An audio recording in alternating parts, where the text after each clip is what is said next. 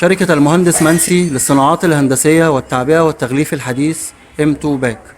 معكم إبراهيم عبد الرحمن من فرع حدائق القبة. بنقدم لحضراتكم ماكينة لحام أكياس ذات الطبقة الواحدة.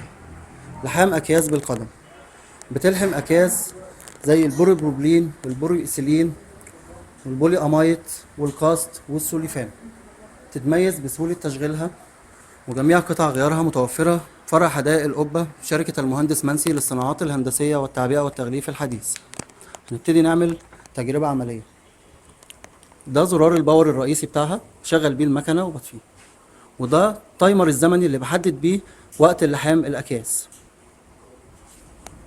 ابتدي أحط الكيس وبضغط هنا بالقدم.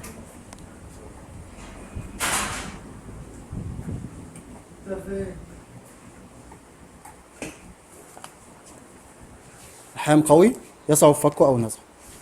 مقدمة لكم من شركة المهندس منسي للصناعات الهندسية والتعبئة والتغليف الحديث M2 باك. جميع قطع غيار ماكينات المهندس منسي متوفرة في فرع حدائق القبة شركة المهندس منسي. أعمل تجربة تانية.